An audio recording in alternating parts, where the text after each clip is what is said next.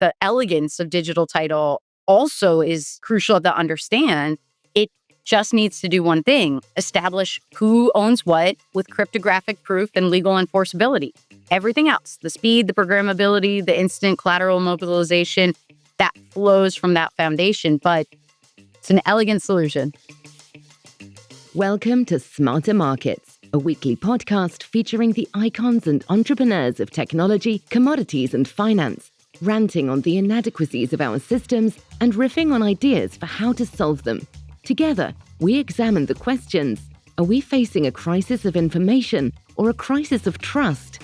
And will building smarter markets be the antidote? This episode is brought to you in part by Abaxx Exchange, bringing better price discovery and risk management tools to navigate today's commodities markets through centrally cleared, physically deliverable futures contracts in energy, environmental, battery materials, and precious metals markets. Smarter markets are here.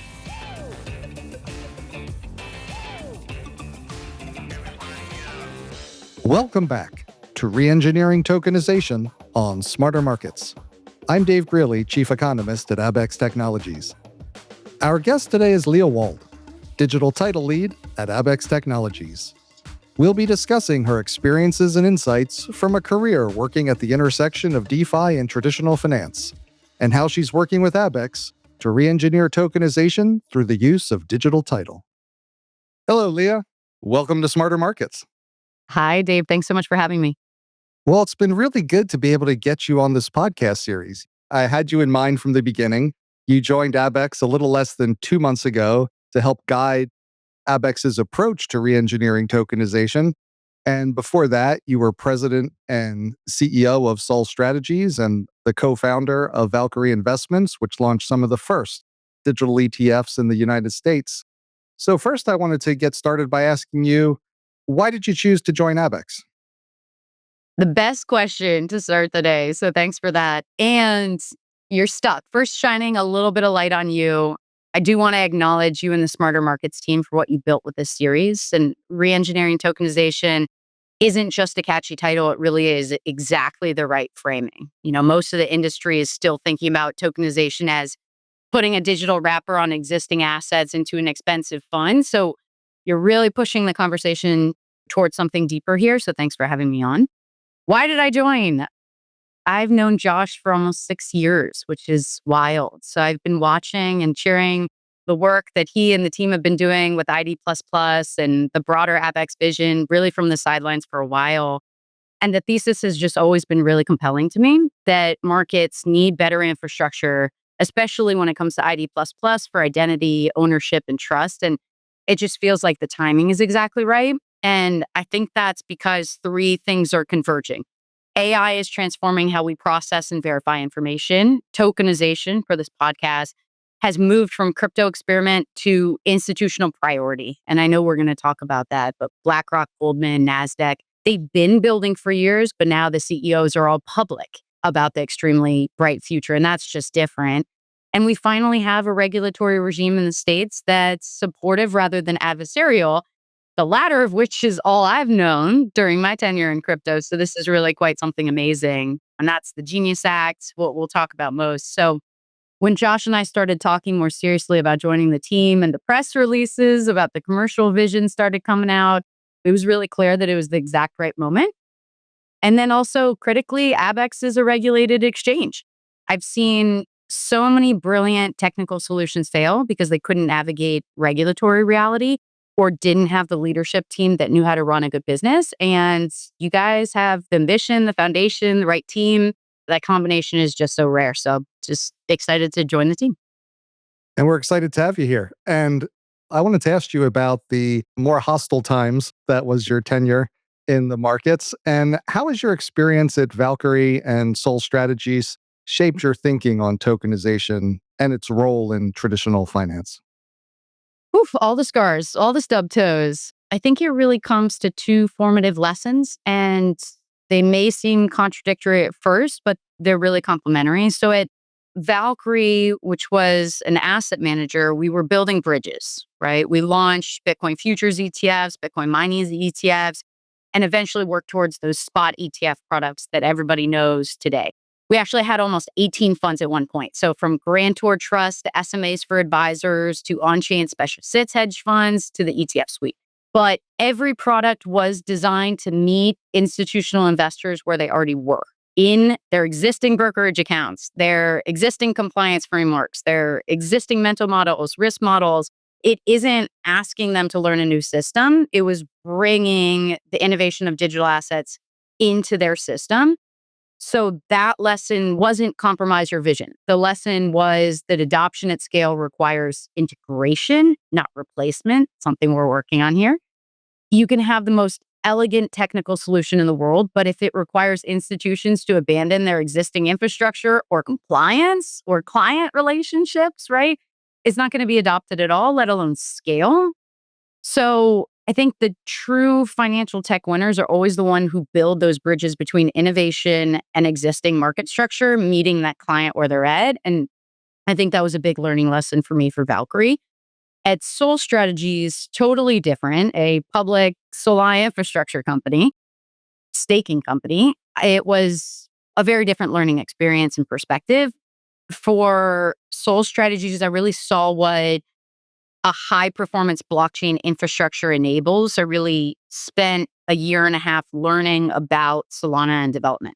So that was unique to see the speed, the programmability, the composability of Solana. So Solana processes thousands of transactions per second at fractions of a penny, which is absolutely incredible. Watching DeFi protocols compose together in ways that would take TradFi years to negotiate, let alone implement, was just mind-boggling every day to see. And so that was just incredible. So I'll be honest, from both experiences, it's led me to have a lot of concerns about what's happening in crypto and tokenization. And I remember when the first RWA tokenized funds launched with Whiskey and Wine, if anyone was there back then. Kudos to Wave, actually. So talking to asset managers who saw tokenization also as the holy grail. I remember speaking to loads of asset managers who said, oh my gosh, I can unlock my $1 billion liquid portfolio. I got this real estate one. Please help me. And that was many, many years ago. But back then, tokenized funds were novel, expensive, niche, lots of vulnerabilities, and K1 headaches if you're an American.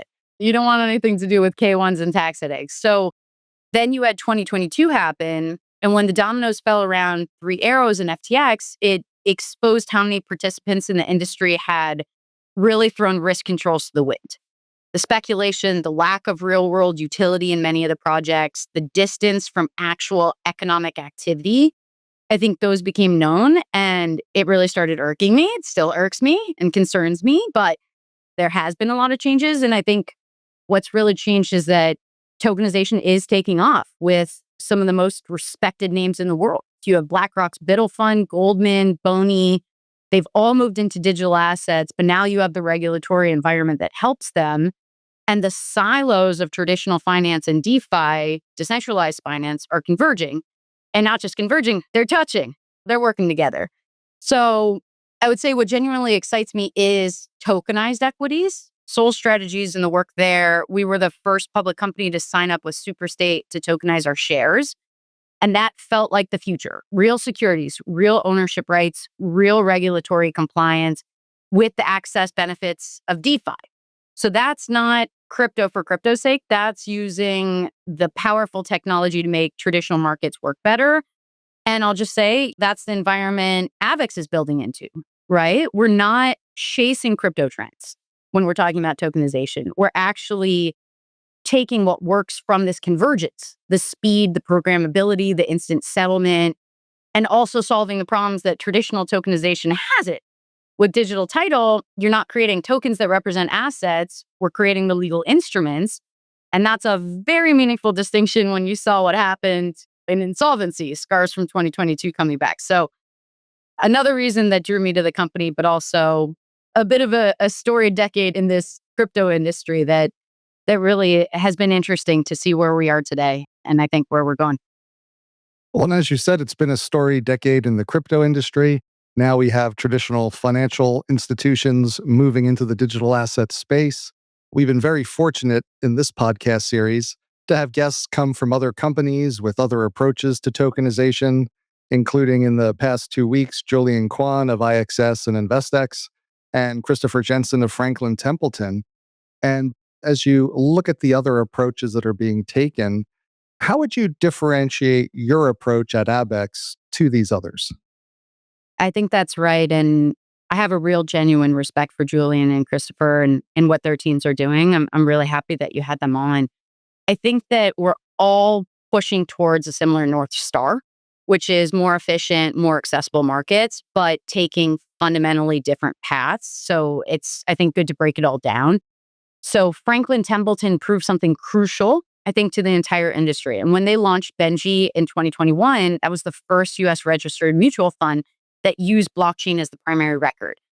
Huge. They demonstrated that a major regulated asset manager with the incredible history and reputation of Franklin Templeton could operate on public blockchain and satisfy all regulatory requirements. No small feat, no small feat at all. And that's grown to nearly 800 million across chains. Maybe Christopher said a different stat, so we'll double check that. But that matters so much. It opened doors for everyone. And under Christopher, they've also pushed this brilliant research materials, which really had boots on the ground that educated the public. I just want to say that that's a crucial piece for adoption with this new technology. So they created a whole package. InvestX, under Julian, they've also built really impressive infrastructure for private market tokenization. And I think their strength is taking the liquid assets, so private equity, real estate, alts, and creating a secondary market liquidity through that license exchange in Singapore under the MAS. Extremely valuable work because most often people aren't talking about the importance of the secondary market liquidity because it's very hard to do. So that's where Abaxx diverges. And I think the distinction is really critical. So both of those approaches are forms of tokenization, right? And tokenization, as mentioned, as powerful as it is, does have a fundamental limitation. Most tokenized structures leave holders as unsecured creditors on the issuing platform. So the token is a representation of ownership recorded elsewhere. And in an insolvency scenario, that token provides no perfected claim to the underlying asset. At Abaxx, we call that the insolvency gap. And it's the core reason we believe institutional adoption has stalled to date, that plus maybe the reporting requirements. So digital title does just take a completely different approach, really looking at determinism as well as legal finality. So the digital title certificate isn't the representation of ownership. We say it is the legal instrument itself. And that's constituting the documented title under the MLETR standards. So if your record keeper fails, your ownership claim is directly with the custodian, and no intermediate insolvency can break that. And that's just a huge innovation. I would also say, and it's important to point out where Abaxx's ID++ protocol becomes essential differentiator too. So digital title works because it is built on the verified identity infrastructure. And tokens are bearer instruments. So whoever holds the private keys owns the asset. Lose the keys, lose the asset, no recourse, not good. Digital title certificates, though, are registered instruments. So bound to verified legal identities through ID++. Huge. So if credentials are compromised, identity can be reestablished through the standard corporate legal processes. So comfort when you go to bed. So that privacy identity layer is what makes the legal architecture really enforceable. So if you think about it this way, Franklin Templeton and InvestX, I think, are innovating at the product and market layers. So putting existing assets onto new rails. And Abaxx is re-engineering on the primitive level. So we're not wrapping assets in tokens. We're creating a new foundation of how ownership transfers. And that's one that tokenization is trying to solve. But through legal finality rather than digital representation is how we're going after it. And I'll just say, that's where I think the elegance of digital title also is crucial to understand. It just needs to do one thing: establish who owns what with cryptographic proof and legal enforceability. Everything else, the speed, the programmability, the instant collateral mobilization, that flows from that foundation. But it's an elegant solution. And I'm going to put you in a little bit of an unfair spot here, so I'll apologize in advance. You brought up how Christopher and Franklin Templeton really were pioneering in the tokenizing MMF space. I know one of the digital title pilots that you're working on at Abaxx is applying digital title to money market mutual fund shares. I know you can't go too deeply into it, but I just wanted to ask you, what are some of the unique challenges you've seen to tokenizing a money market fund relative to other real world assets? Big, great question. And it actually gets at something that the industry often conflates. So maybe before I dive into the money market fund specific challenges, let's draw a distinction that matters. You have tokenized funds and tokenized equities, and they're fundamentally different projects with different regulatory frameworks, different technical challenges, different use cases. So let's just break that down and then we'll dive right into money market funds. And only because we often say tokenization or RWA tokenization, and that almost encompasses both when you say it out loud, but they're extremely different. So, tokenized fund, like what BlackRock is doing with Biddle, or again, Franklin Templeton with Benji, they are digital shares of regulated investment vehicles governed by the Investment Company Act. Okay, my American hat on right now, sorry. But yes, very specific. So they have to maintain a stable NAV, they generate yield, and the killer use case, which is something we also believe in, is their ability to be used for collateral mobility, right? So using those fund shares as margin while retaining the yield. Okay, now you have tokenized equities.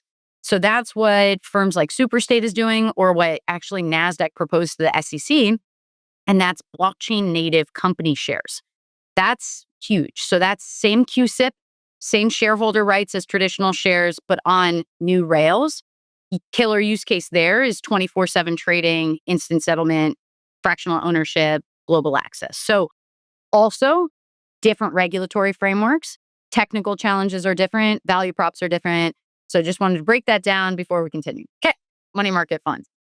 So there's several challenges that make money market funds particularly complex that we're learning in the process here. First, and let's be specific to money market funds and tokenization. Okay, there's a settlement timing mismatch. So money market funds are designed for same day or next day liquidity in traditional markets, but traditional settlement is T1, right? Blockchain settles in seconds, and that's the killer element to that. Reconciling those two realities, making sure the on-chain record matches the fund's official NAV, the share count, and beneficial ownership, that's requiring careful architecture. And most importantly, you can't afford reporting errors, right? As an SEC registered vehicle beholden to the DTCC, you're in serious trouble, man, if you don't make sure that every single zero is correct, right? The second one is the yield mechanics. So money market funds are really important because they're seen as safe havens, debatable Bitcoiner topic, but not really, that also generate income, right? Right now it's around 4 to 5% annually. So the question becomes, how does that yield accrue in a tokenized structure? How is it distributed? How is it reported for tax purposes? So when you're dealing with a static asset like a bond, tokenization is simpler. But when you're dealing with a dynamic yield generating instrument that's traded, every basis point of daily accrual needs to flow correctly. And again, don't mess up that reporting. And then third, right, is the regulatory compliance. So money market funds are among the most heavily regulated instruments in finance. So it's SEC Rule 2A7 that governs them. And that governs everything from portfolio composition to liquidity requirements to stress testing. So any digital representation of that would have to satisfy all those requirements continuously, not just at issuance as well.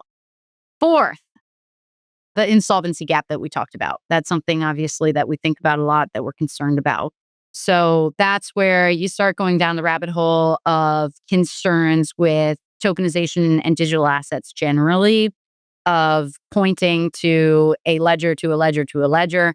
So if you tokenize money market fund share and the platform used like Circle for the USDC yield, or underlying blockchain has an outage or fails, then you're in trouble, right? That's when the token holders typically become unsecured creditors. For institutional allocators, that's a non-starter. That's not going to get past their legal or risk teams.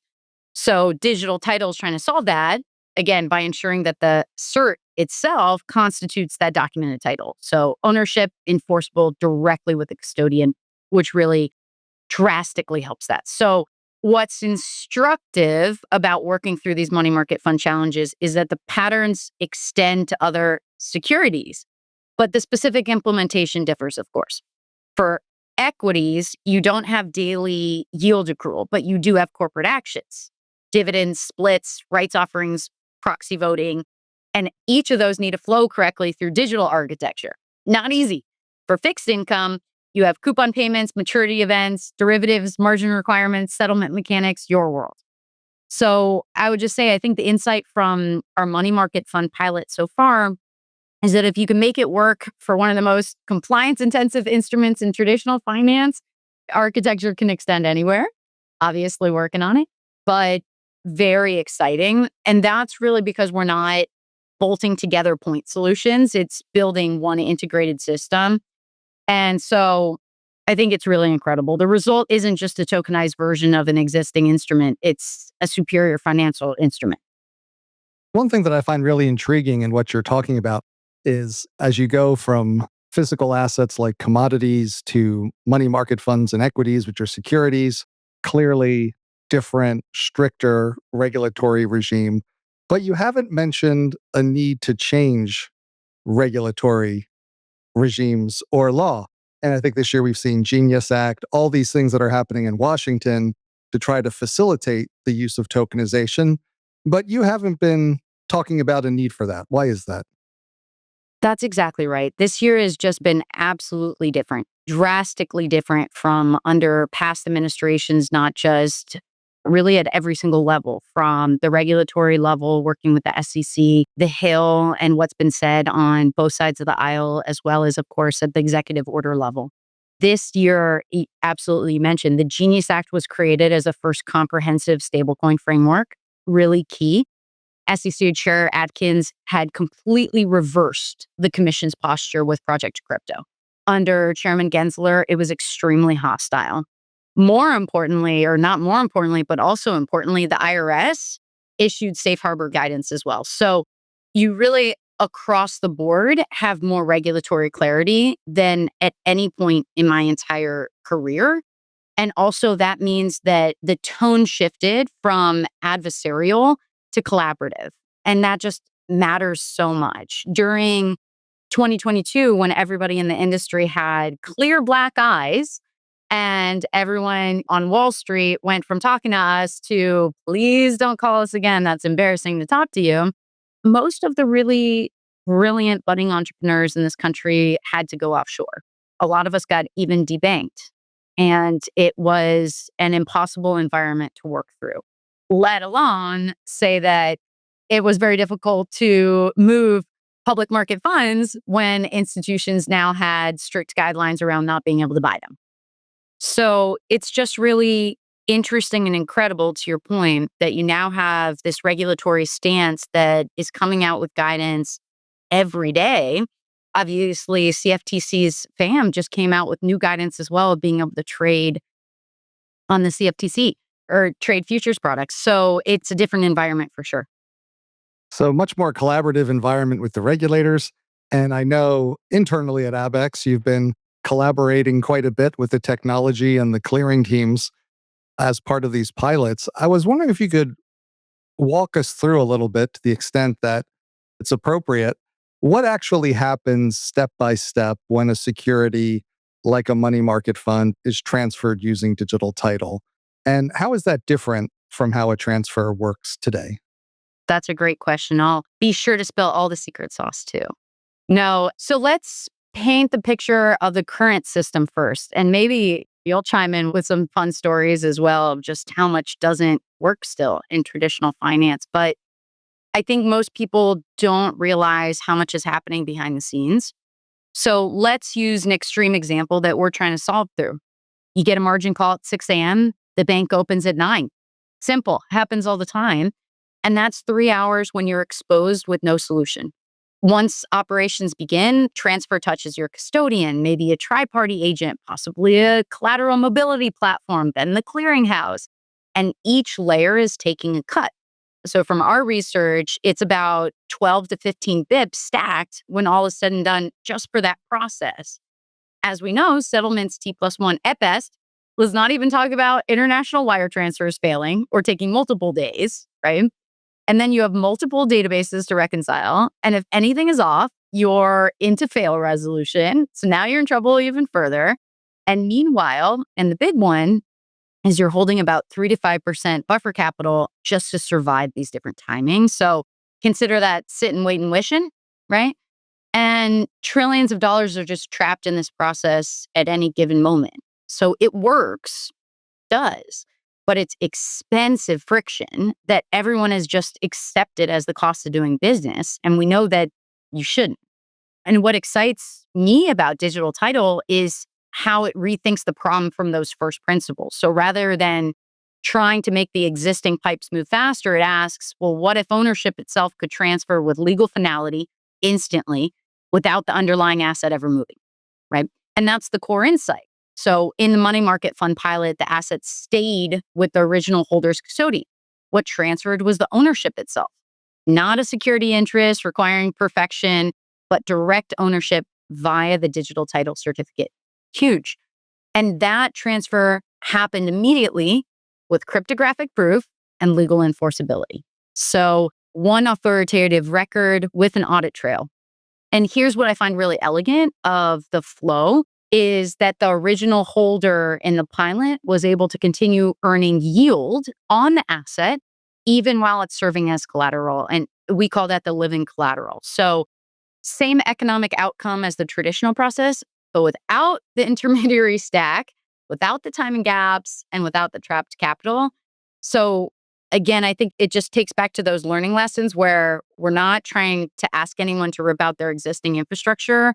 It's designed to work with standard documentation, existing custody relationships. It's really integration, not replacement, but with a way better system. And one of those foundational pieces is digital identity. I know Larry Fink has talked about digital identity being the missing piece for tokenization at scale. How are you thinking about identity and KYC, AML requirements in the context of digital title? Our favorite topic, right? Fink is exactly right. And I like how he framed it. He pointed that specific example was to India's Aadhaar system. So over 90% of Indians can securely verify transactions directly from their smartphones. Incredible. So I think his point was that if we're serious about building an efficient and accessible financial system, tokenization alone won't suffice. We need to solve digital verification too. And the amazing thing is that that's been, and why I think you're asking me this question, is that's been core to Abaxx's thesis for so many years. Josh and the team have been building ID++ precisely because they understood this well before most people were even talking about it, that you can't have programmable ownership without programmable identity. They're inseparable, and it has to be an efficient method to be able to interact as well. And so I think that here's the challenge, though, that most approaches face. Blockchain tokens are, again, as mentioned, bearer instruments. So whoever's holding the private keys owns that asset. And for institutions, and this is to Larry Fink's point, that's a compliance nightmare. How do you know your holders are eligible even? How do you enforce jurisdictional restrictions? And if you have a compliance concern, you don't touch it. There's no reason the largest asset managers or institutions of the world need to take leaps of faith and be uncomfortable with compliance. They won't, they shouldn't, it's not going to happen. So I think that's also what's exciting about where this is going for identity is that for digital title, the architecture supports zero knowledge proofs and selective disclosure. So institutions can prove compliance. So let's say, quote, our collateral exceeds 125% of our obligation, right? They can say it without ever revealing the exact amount held. Their other positions, their counterparty relationships, their trading strategies, other trading partners, pricing, everything is kept private. I would say that's verification without surveillance or compliance without exposure. And I think that that's the balance institutions need. So I think that Larry Fink's point about India is really instructive. They didn't build a system that forces trade-offs between access, security, They built infrastructure that enables both. So hopefully that's what we're building towards at Abaxx as well.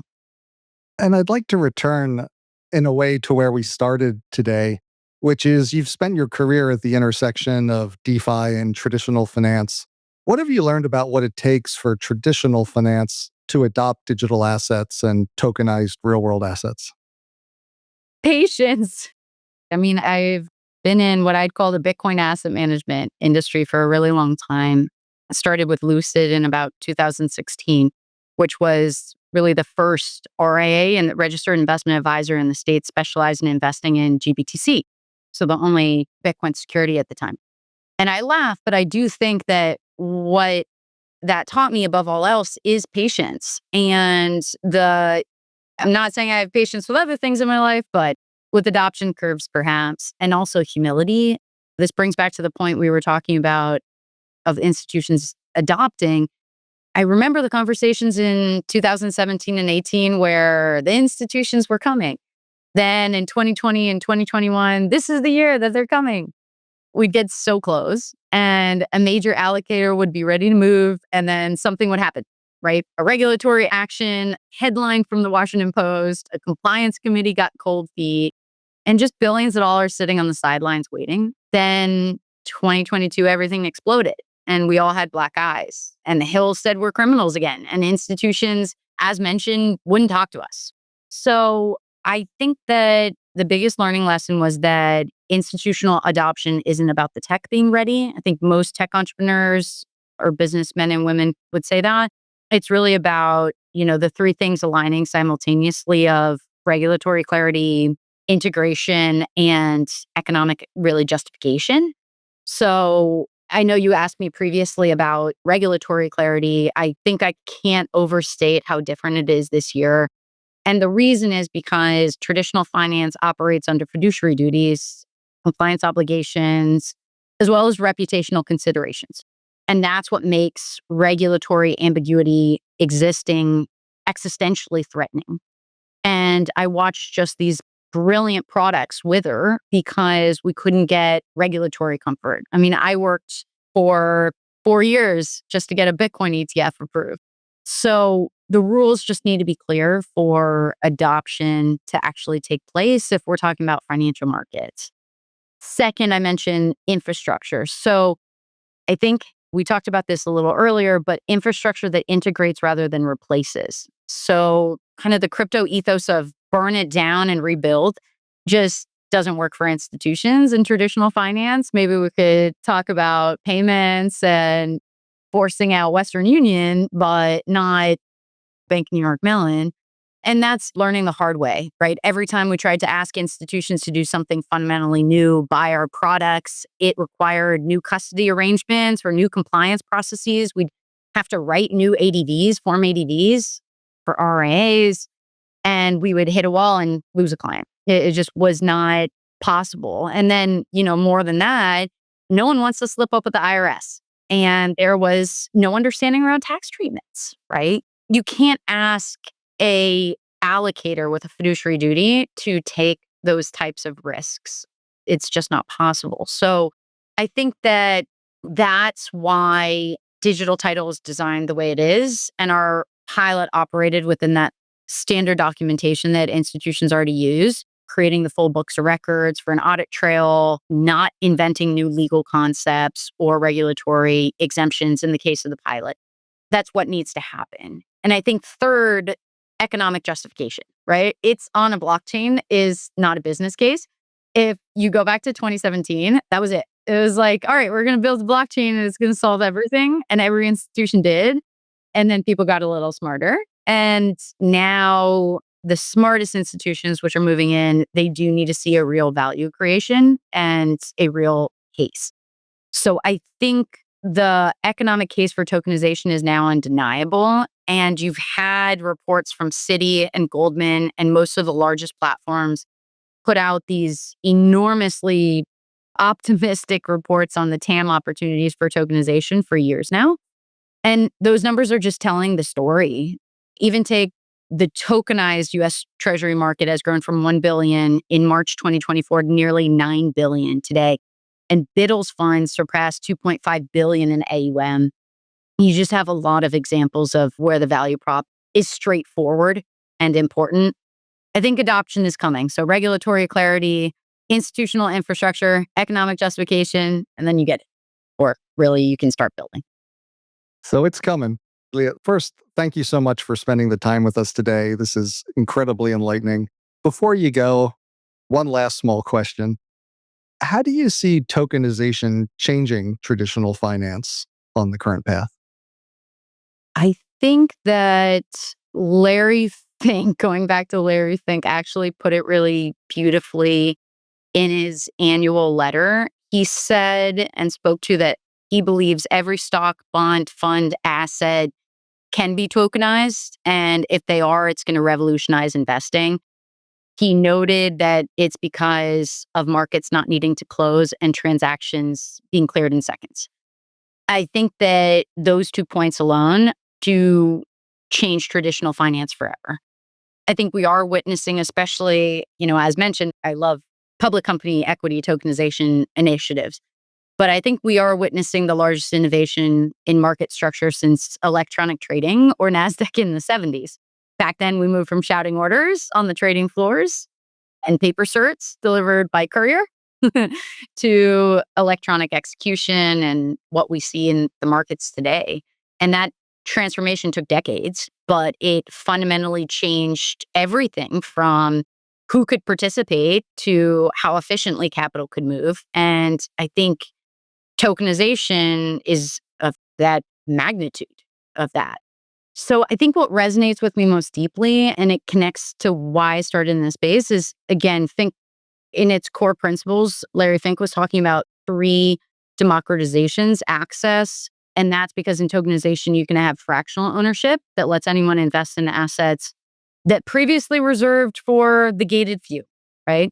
Voting, and for public company equity, you do have the same voting rights. It's 1-to-1. So your ownership and voting rights are digitally tracked, and you can participate seamlessly from anywhere and transparently. Again, we like privacy at the Abaxx side of the house, but there is a lot of benefits on what you can see on a verifiable ledger. So that can be global access and equality. So I think that just generally speaking, tokenization changes the equation completely, especially when Rails become accessible to anyone with a smartphone. So I guess the future's really bright, especially from a democratization perspective. Thanks again to Leah Wald, Digital Title Lead at Abaxx Technologies. We hope you enjoyed the episode. We'll be back next week with our final episode of Re-engineering Tokenization. We hope you'll join us. This episode is brought to you in part by Abaxx Exchange, bringing better price discovery and risk management tools to navigate today's commodities markets through centrally cleared, physically deliverable futures contracts in energy, environmental, battery materials, and precious metals markets. SmarterMarkets are here. Contact sales at abaxx.exchange to get started. That concludes this week's episode of SmarterMarkets by Abaxx. For episode transcripts and additional episode information, including research, editorial, and video content, please visit smartermarkets.media. Please help more people discover the podcast by leaving a review on Apple Podcast, Spotify, YouTube, or your favorite podcast platform. Smarter Markets is presented for informational and entertainment purposes only. The information presented on Smarter Markets should not be construed as investment advice. Always consult a licensed investment professional before making investment decisions. The views and opinions expressed on Smarter Markets are those of the participants and do not necessarily reflect those of the show's hosts or producer. Smarter Markets, its hosts, guests, employees, and producer, Abaxx Technologies, shall not be held liable for losses resulting from investment decisions based on informational viewpoints presented on Smarter Markets. Thank you for listening, and please join us again next week.